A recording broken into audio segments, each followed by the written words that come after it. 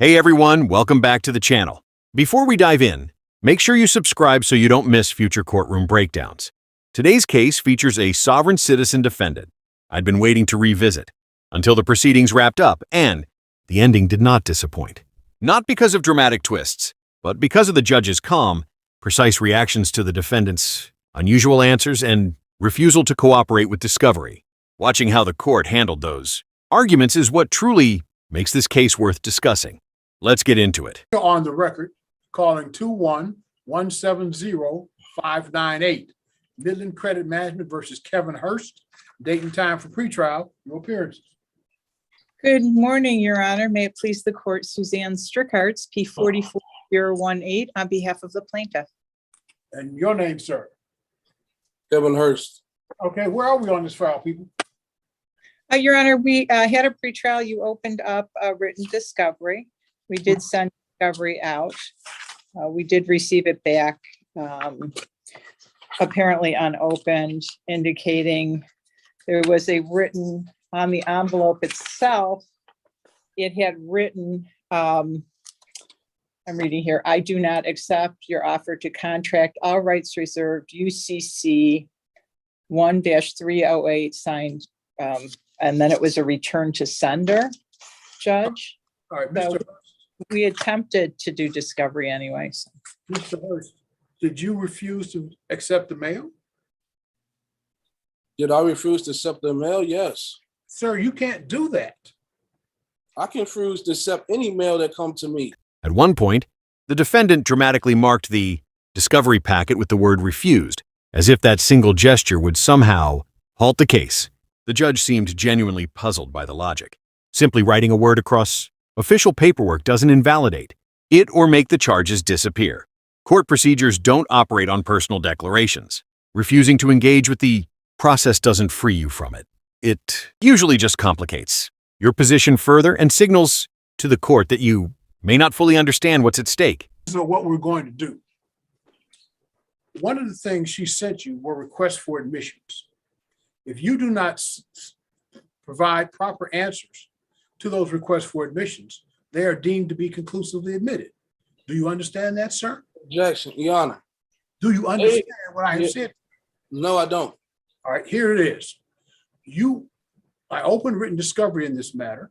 You have a right to whatever legal position you want, but you do not have your own set of court rules. Among the things that the court rules provide when written discovery is open is that she can send you requests for admissions.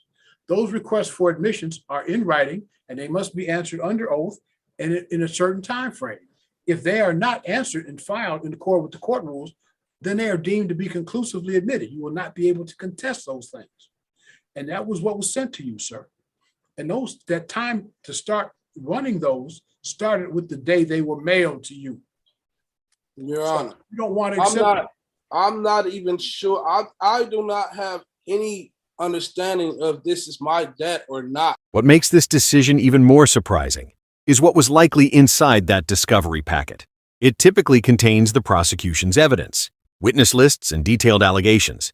By refusing to accept it, the defendant essentially chose to head toward trial without fully reviewing the case against him. That's rarely a wise strategy.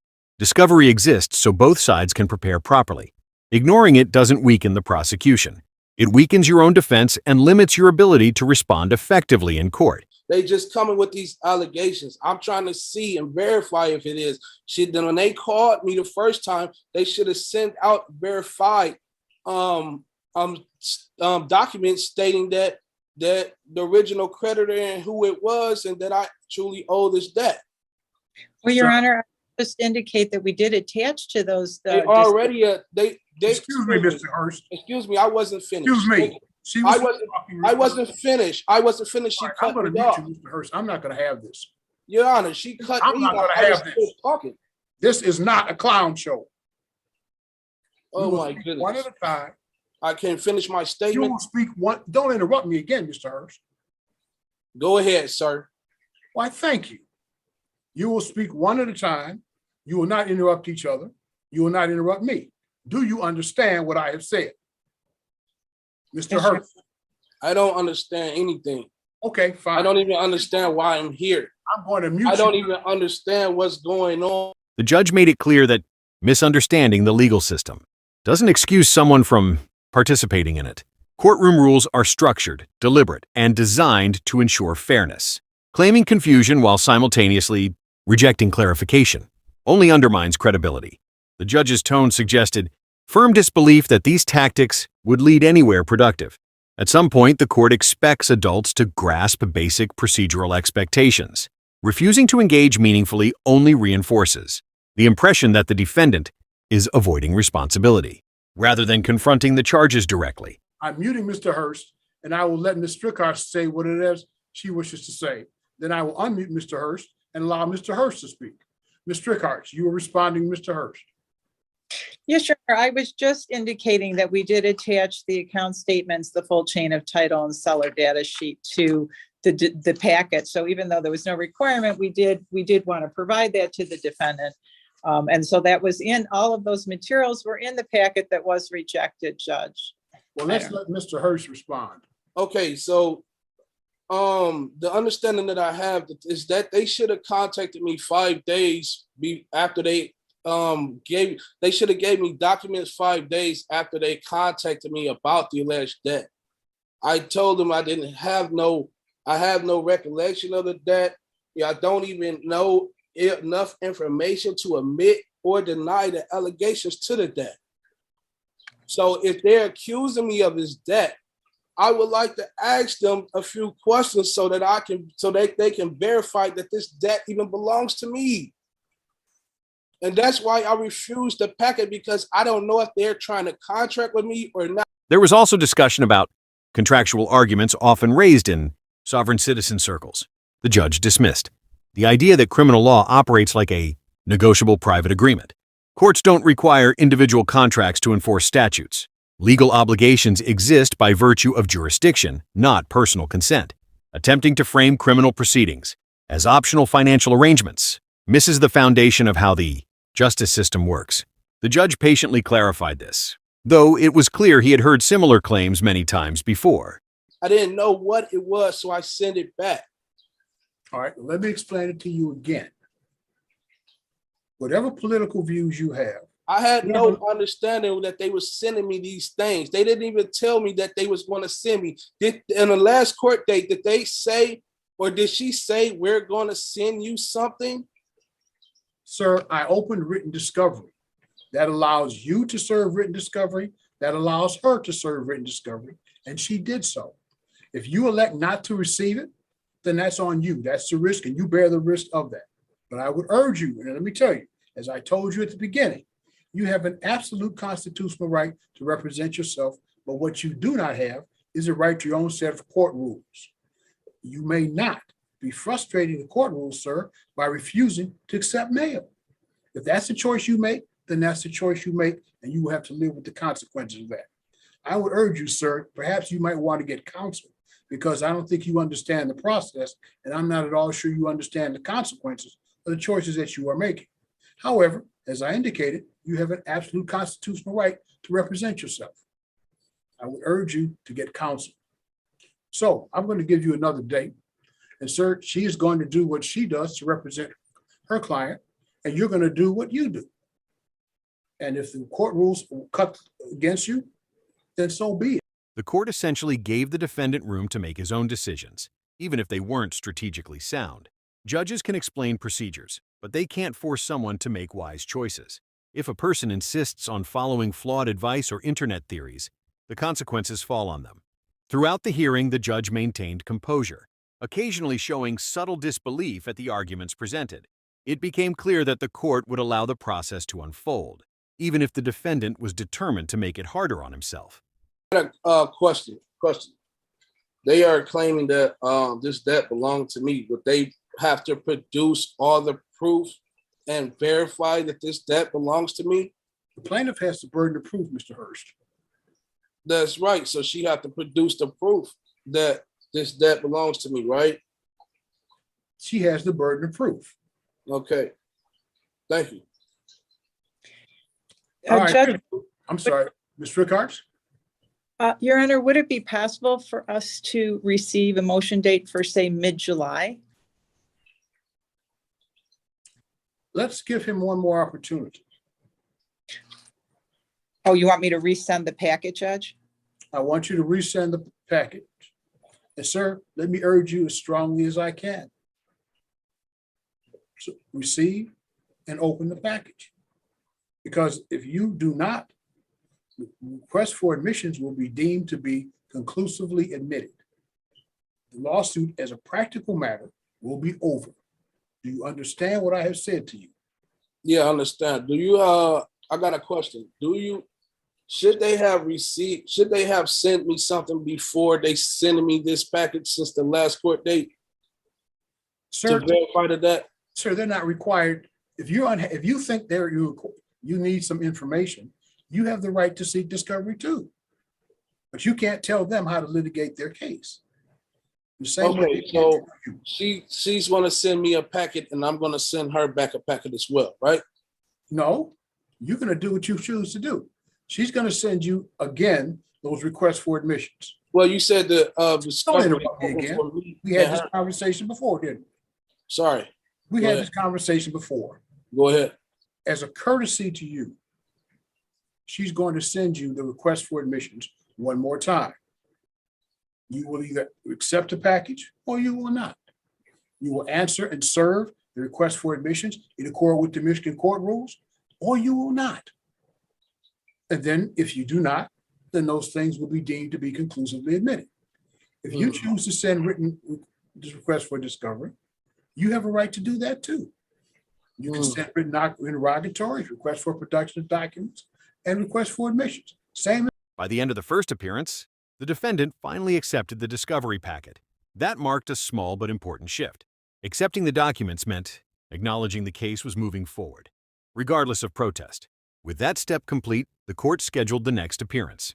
The second hearing would prove even more revealing, especially once the judge began addressing the earlier refusals and clarifying what would and would not be tolerated moving forward.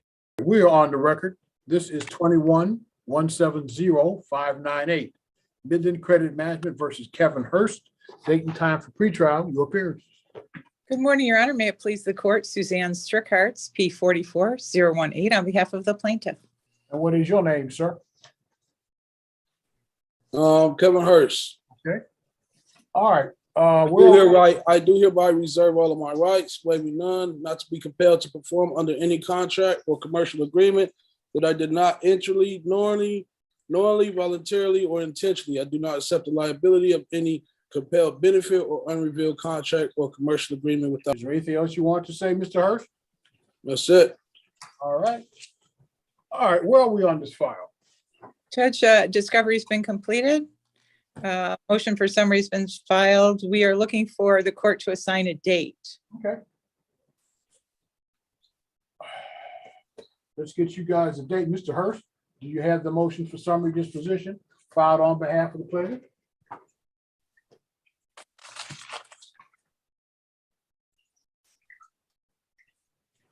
It looks like this. What's that? It looks like this. Yeah, I'm asking Yeah. you first if you received the motion for summary disposition filed by the plaintiff. Do I have it? Yes, sir. Yes. Okay. So let's set you a date for hearing and we'll move on. Does July 26th at 10 o'clock, does that work for everybody? Yep. Yes, Your Honor. Okay, July Thank 26th at 10 o'clock, we will hear the plaintiff's motion for summary disposition. Sir, if you wish to file and serve an answer to that motion for summary disposition, you must do so within the terms provided in the Michigan court rules.